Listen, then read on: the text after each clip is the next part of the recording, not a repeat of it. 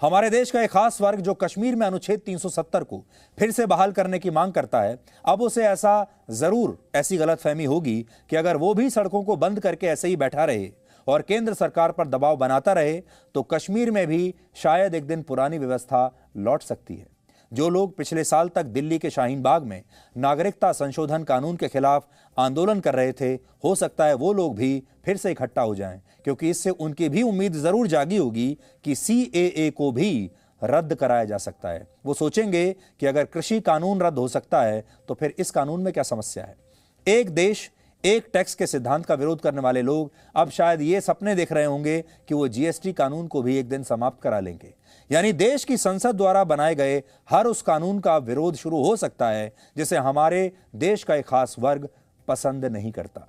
दुनिया के किसी भी देश में जब आम लोगों के बीच ये धारणा बन जाए कि कुछ लोगों का समूह सरकार पर दबाव बनाकर उसके ही बनाए हुए कानून को खत्म करा सकता है, तो उस देश में सरकार द्वारा बनाए गए कानून का महत्व और उनकी शक्ति कम हो जाती है। और हमें लगता है कि आज का फैसला एक ऐसा ही टेम्पलेट बन सकता है जिसके आधार पर भविष्य में लोकतंत्र का जबरदस्त दुरुपयोग होने लगेगा। आज आप सोचिए, यह प्रधानमंत्री मोदी की एक बड़ी विनम्रता भी है कि 2/3 बहुमत होने के बावजूद उन्होंने यह फैसला अपना वापस ले लिया। आज भारत का लोकतंत्र एक ऐसे रास्ते पर चल पड़ा है जो बहुत जटिल है, और यह हमारे देश के लोकतंत्र के लिए एक बहुत बड़ा टर्निंग पॉइंट है। इस टर्निंग पॉइंट में लोकतंत्र संसद से बाहर निकलकर आज सड़क पर खड़ा है। इससे पहले बहुत सारे लोगों को ऐसा लगता होगा, और आज से जो सीखने वाली बात है वो ये है कि लोकतंत्र, हमें ऐसा लगता था, आपको भी ऐसा लगता होगा कि लोकतंत्र का मतलब है संसद, लोकतंत्र का मतलब है हमारी विधानसभाएं, लोकतंत्र का मतलब है हमारे सांसद और हमारे MLAs। लेकिन एक बहुत बड़ा लोकतंत्र संसद के बाहर भी खड़ा है, और वो लोकतंत्र अगर चाहे तो संसद के फैसले को पलट सकता है। प्रधानमंत्री ने तो बड़ा दिल और बहुत बड़ी विनम्रता दिखाते हुए कृषि कानूनों को खत्म करने का ऐलान कर दिया, लेकिन किसान नेता राकेश टिकैत और बाकी के किसान संगठनों ने यह तय किया है कि यह आंदोलन रुकेगा नहीं, अब भी ऐसे ही चलता रहेगा। प्रधानमंत्री ने ऐलान कर दिया तो वो करते रहें, वो प्रधानमंत्री को मानते ही नहीं। संयुक्त किसान मोर्चा ने आज कहा है कि उसने इलेक्ट्रिसिटी अमेंडमेंट बिल को भी वापस लेने की मांग की है, और जब तक ऐसा नहीं होगा यह आंदोलन चलता रहेगा। राकेश टिकैत ने कहा है कि वो आंदोलन तब तक खत्म नहीं करेंगे जब तक कृषि कानूनों को खत्म करने की संवैधानिक कार्रवाई पूरी नहीं होती। उन्होंने ये भी कहा है कि अब वो फसलों के MSP यानी न्यूनतम समर्थन मूल्य के लिए एक अलग से कानून चाहते हैं, और ये मांग भी सरकार को अब माननी पड़ेगी। राकेश टिकैत की बातों से आप समझ सकते हैं कि यह आंदोलन असल में कृषि कानूनों को लेकर था ही नहीं। यह कानून प्रधानमंत्री मोदी को हटाने के लिए था, प्रधानमंत्री मोदी को कमजोर करने के लिए यह आंदोलन था। यह आंदोलन कृषि कानून के लिए था ही नहीं। आज अगर केंद्र सरकार ने MSP का कानून बना भी दिया तो भी यह आंदोलन खत्म नहीं होगा, क्योंकि ये लोग कानून को नहीं बल्कि प्रधानमंत्री मोदी को हटाना चाहते हैं। और उसके बाद एक नई शर्त लगाएंगे कि कश्मीर में भी पुरानी व्यवस्था बहाल कीजिए, फिर नई एक और शर्त लगाएंगे कि नया नागरिकता कानून भी हटा लीजिए, फिर और कई शर्तें होंगी, और धीरे धीरे धीरे कानून पलटते जाएंगे, लेकिन इनके आंदोलन समाप्त नहीं होंगे। इसलिए राकेश टिकैत ने आज कह दिया है कि यह आंदोलन अब भी समाप्त नहीं होगा। प्रधानमंत्री की बात का भी उन पर कोई असर नहीं हुआ। तीनों जो कानून हैं इनको वापसी लेते हैं। जब तक ये पार्लियामेंट में वापसी नहीं होंगे, जब तक किसान वहीं पे ही है। और MSP पे गारंटी कानून, क्योंकि MSP पे गारंटी कानून बन जाएगा तो पूरे देश के किसानों को लाभ होगा, वो एक बड़ा सवाल है। हम यहाँ पे महाराष्ट्र में भी यहाँ पे आए तो अगर MSP पे कानून हो तो MSP से नीचे पे खरीद नहीं होगी तो ही किसान को लाभ होगा। ये किसान की एक जीत है। अगर 1 साल बाद में सरकार ने सुध ली है, ये उन शहीदों को जाता है जो 750 से ज्यादा किसान शहीद हुए, और ये उन्हीं की जीत है। तो हमारे देश के जो आम दर्शक हैं और हमारे देश के अलग राज्यों के जो किसान हैं, उनके लिए खुश होने की कोई बात नहीं है। ये आंदोलन अभी समाप्त नहीं होने वाला है, और आप यकीन मानिए आज हम आपको यहाँ से ये बता सकते हैं कि अगर संसद में भी इस कानून को वापस ले लिया गया, उसके बाद ये जो आंदोलनकारी हैं ये अपनी नई शर्तें हर रोज उसमें जोड़ते चले जाएंगे। प्रधानमंत्री मोदी ने आज उम्मीदों के विपरीत जाकर लोकतंत्र को संसद से बाहर ले जाने की कोशिश की है। जैसा कि हमने आपको पहले हम बता रहे थे कि अभी तक लोग सोचते थे कि पूरा लोकतंत्र इस संसद में ही सिमटा हुआ है, इन सांसदों में ही सिमटा हुआ है, और अगर आपके पास 2/3 बहुमत है तो फिर किस बात की चिंता। आप लोकतंत्र के नाम पर इस संसद में बैठकर कोई भी कानून बना सकते हैं। लेकिन आज का ये जो फैसला है, इससे आपको यह पता चलेगा कि जो संसद की शक्ति है उसे प्रधानमंत्री मोदी आज असल में संसद से बाहर ले गए हैं। और उन्होंने ये बताया है कि इस देश में संसद के बाहर भी एक लोकतंत्र है और संसद में भी लोकतंत्र है, और अपनी बात मनवाने के लिए जरूरी नहीं कि आपको सांसद ही बनना है, जरूरी नहीं कि आपको संवैधानिक तरीके से कानून लेकर आना है। आप बाहर बैठकर देश की मर्जी क्या है, देश क्या चाहता है, लोग क्या चाहते हैं, ये सोचकर भी लोकतंत्र में फैसले लिए जा सकते हैं। जो लोग बाहर बैठे हैं, अब देखिए उल्टी बात जो है, प्रधानमंत्री मोदी तो इस शक्ति को संसद से बाहर ले गए, लेकिन जो लोग बाहर बैठे हैं सड़क पर, वो ये कह रहे हैं कि सरकार जब तक इसी संसद में इन कानूनों को रद्द नहीं करेगी तब तक वो आंदोलन बंद नहीं करेंगे। इसलिए अगर आपको भी ऐसा लग रहा था कि आज शाम से ही ये किसान आंदोलन समाप्त करके अपने घर चले जाएंगे, तो आप गलत हैं। अभी ये सड़कें ऐसे ही जैम रहेंगी और आपको संसद के शीतकालीन सत्र का इंतजार करना होगा, और तब भी यह आंदोलन समाप्त होगा या नहीं, इस पर भी हमें शक है। अब आप संक्षेप में यह समझिए कि कृषि कानूनों को निरस्त करने की संवैधानिक प्रक्रिया क्या होगी। भारतीय संविधान का अनुच्छेद 245 देश की संसद को कानून बनाने का अधिकार देता है, लेकिन इसी अनुच्छेद में यह प्रावधान भी है कि अगर देश की संसद चाहे तो वो बहुमत से किसी कानून को रद्द भी कर सकती है। जिस तरह केंद्र सरकार कोई कानून बनाने के लिए उससे संबंधित बिल संसद में पेश करती है, वैसे ही किसी कानून को रद्द करने के लिए भी उसे एक बिल संसद में लाना होता है। और ये बिल दो तरह से लाए जा सकते हैं, या तो सरकार सीधे संसद में बिल लेकर आ जाए या इसके संबंध में एक अध्यादेश जारी कर दे। अध्यादेश वाले तरीके में समस्या ये होती है कि सरकार को इसके अगले 6 महीने में फिर से बिल संसद में लाना ही होता है, यानी घूम फिर कर बात बिल पर ही आ जाती है। और जैसा कि आज प्रधानमंत्री मोदी ने कहा, सरकार इसी शीतकालीन सत्र में इन कानूनों को खत्म कर देगी, यानी केंद्र सरकार अध्यादेश वाला तरीका नहीं अपनाएगी। संसद का शीत सत्र इसी महीने की 29 तारीख से शुरू हो रहा है और पूरी उम्मीद है कि सरकार इस सत्र के पहले ही दिन कृषि कानून रद्द करने के लिए एक बिल पेश कर देगी, जिस पर पहले लोकसभा में वोटिंग होगी, फिर राज्यसभा में वोटिंग होगी, और जब यह बिल दोनों सदनों में पास होगा तो इसे राष्ट्रपति के पास भेजा जाएगा और राष्ट्रपति के हस्ताक्षर के बाद यह बिल अपनी शक्ति खो देगा, यानी ये इतिहास बन जाएगा। मोदी सरकार पहली बार कोई कानून रद्द नहीं करेगी। 2014 से 2021 तक सरकार कुल मिलाकर 1428 कानून समाप्त कर चुकी है, खत्म कर चुकी है, लेकिन इनमें से 98% कानून ऐसे थे जो कई दशकों पहले बने थे और वो कानून अब पुराने हो चुके थे। आज के जमाने में वो कानून सही नहीं थे। लेकिन ये पहली बार है जब मोदी सरकार ने ही खुद कोई कानून बनाया और उसे अपने कार्यकाल में ही उसे खत्म भी करना पड़ा। आज इस फैसले की व्यवहारिकता और इसकी प्रासंगिकता समझने का भी दिन है। व्यवहारिक बात यह है कि उत्तर प्रदेश में चुनाव होने हैं। चुनाव अहंकार से नहीं जीते जाते, बल्कि विनम्रता ही विजय का रास्ता साफ करती है। उत्तर प्रदेश ही नहीं, पंजाब में भी चुनाव है, जहां के सबसे ज्यादा किसान इस आंदोलन में शामिल हैं। इसलिए प्रधानमंत्री मोदी ने विनम्रता के साथ ये स्वीकार लिया कि शायद वही किसानों को ठीक से अपनी बात नहीं समझा पाए और कहीं ना कहीं कोई कमी रह गई। लेकिन इस फैसले की प्रासंगिकता को भी आपको समझना चाहिए।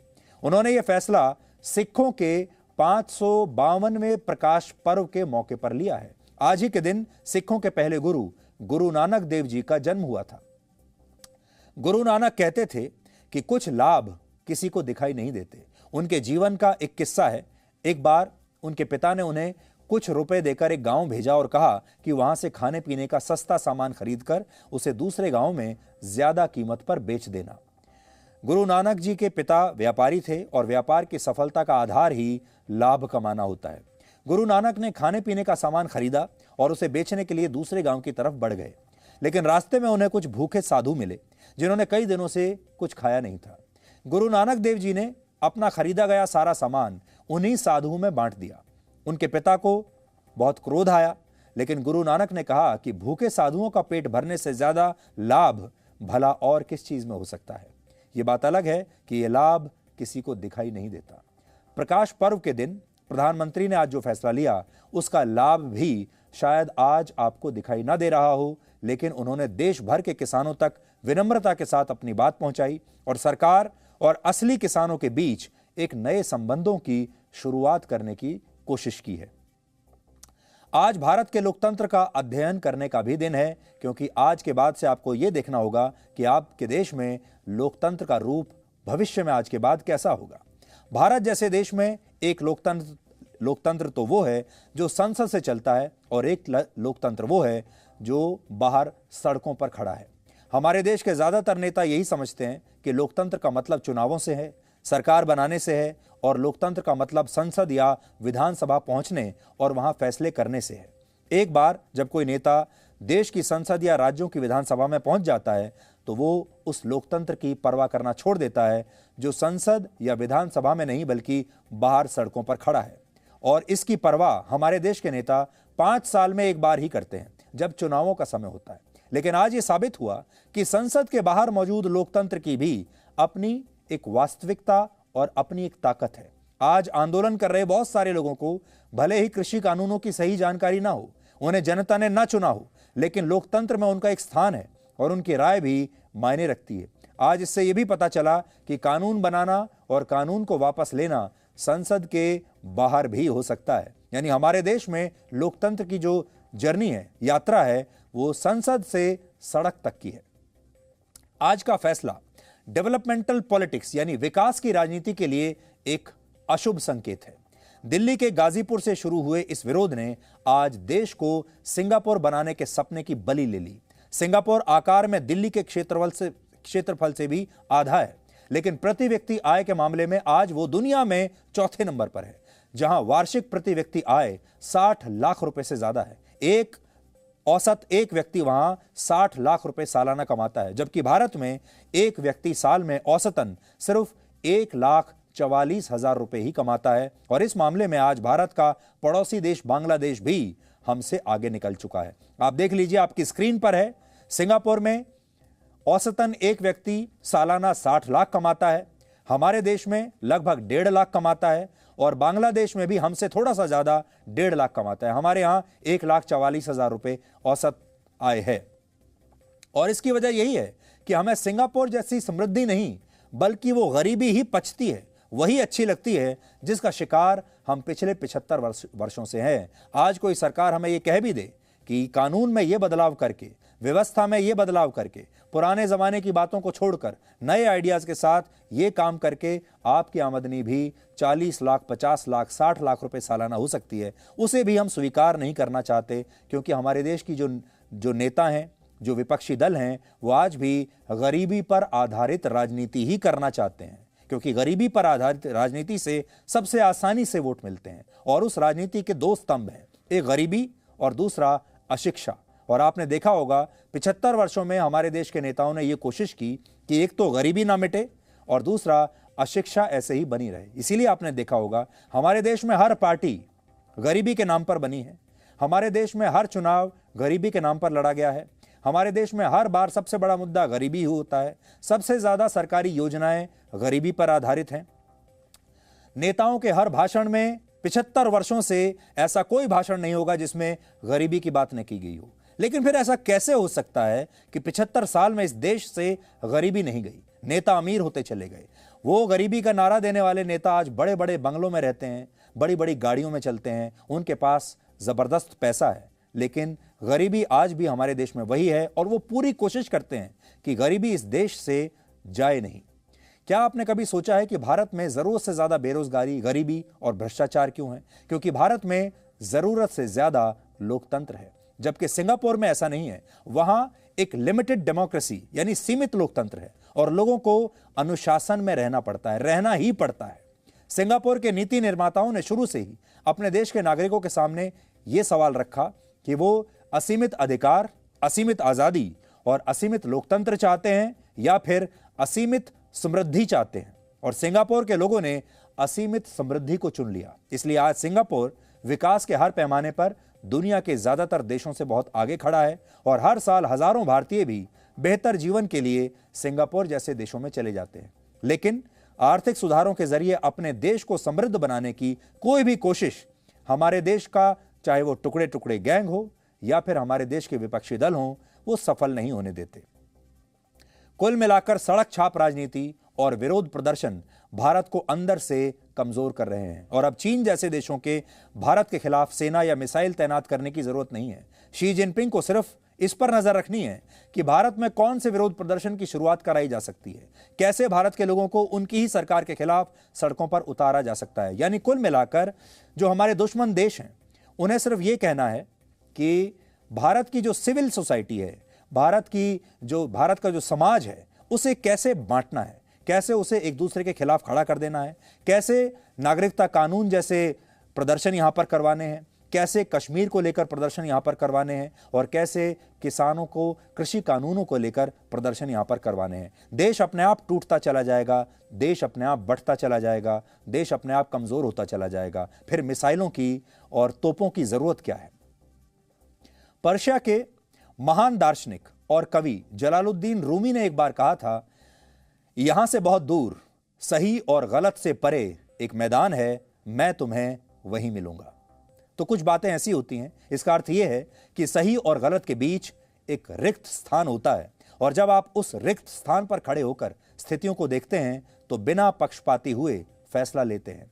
हमें भी नहीं पता कि आज जो फैसला लिया गया है वो सही है या वो गलत, लेकिन हमें यह पता है कि अभी इस पर हमारे देश और पूरी दुनिया में बहुत बहस होगी। सरकार कहेगी उसने बहुत बड़ा दिल दिखाया है, विपक्ष कहेगा ये उसकी जीत है और दुनिया कहेगी कि भारत की संसद किसानों की जिद के सामने झुक गई। बहुत सारे लोग इसे लोकतंत्र की जीत बताएंगे और बहुत सारे लोगों को यह भी लगेगा कि हमारे देश में लोकतंत्र कितना असहाय हो चुका है।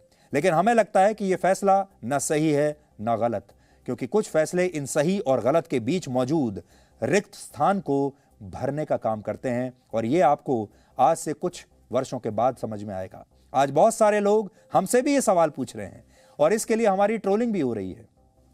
कहा जा रहा है कि जी न्यूज़ ने इन किसानों को खालिस्तानी कहा, टुकड़े टुकड़े गैंग का सदस्य बताया। आप तो जानते हैं कि जी न्यूज़ ने कृषि कानूनों का जबरदस्त समर्थन किया था। हम आज भी समर्थन करते हैं क्योंकि वो किसानों के हित में ही बनाए गए थे। हम आज इस पर अपनी बात पर आज भी इस पर कायम है। देश विरोधी ताकतों ने इस आंदोलन का जमकर दुरुपयोग किया और इसमें खालिस्तानी वाकई में मिले हुए थे। ये सच है, ये फैक्ट है जिसे बदला नहीं जा सकता। आज बहुत सारे लोग ये कह रहे हैं कि कृषि कानून वापस लेने का मतलब है कि इस आंदोलन में खालिस्तानी नहीं थे।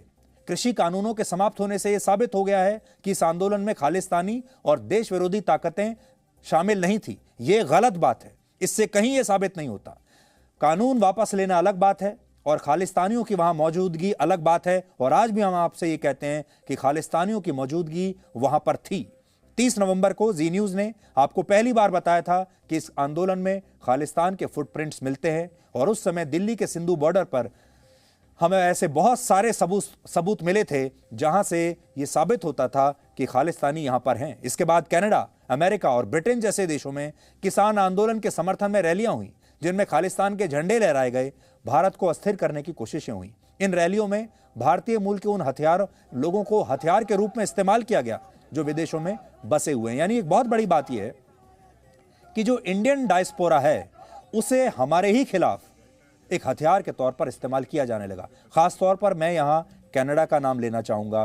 कनाडा में जो भारतीय लोग बसे हुए हैं उन्हें भारत के खिलाफ ही एक हथियार के तौर पर इस्तेमाल किया गया।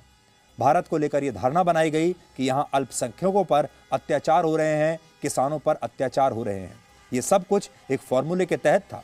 जब भी अदृश्य ताकतें किसी देश को अंदर से तोड़कर उसे अस्थिर करना चाहती हैं तो वहां के समाज में खाई पैदा करने की कोशिश होती है और इस आंदोलन के दौरान भारत में यही हुआ। इसका जिक्र पिछले दिनों भारत के राष्ट्रीय सुरक्षा सलाहकार अजीत डोवल ने भी किया था। उन्होंने कहा था कि समाज को बांटकर भी किसी देश को नुकसान पहुंचाया जा सकता है और यह नुकसान युद्ध के किसी मोर्चे से भी ज्यादा घातक होगा। आज आपको अजीत डोवल की ये बातें सुननी चाहिए और फिर सोचिए कि उनकी ये जो बातें हैं ये इस आंदोलन से कितना मेल खाती हैं। People are most important. The new frontiers of war, what we call as the fourth generation warfare, is the civil society. Wars have ceased to become an effective instrument of achieving your political or military objectives. They are too expensive and unaffordable. And at the same time, there is an uncertainty about their outcome. That can be subverted, that can be suborned, that can be divided, that can be manipulated to hurt the interest of a nation.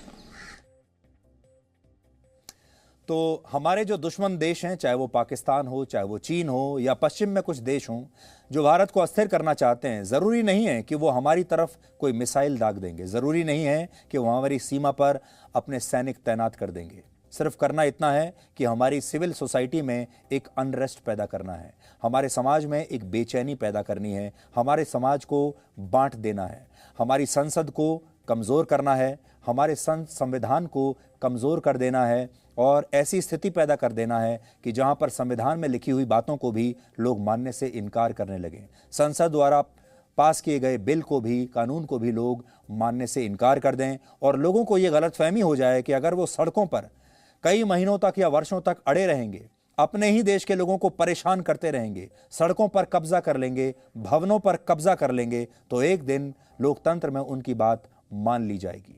Presenting B News app, available on Google Play and App Store. Download it now.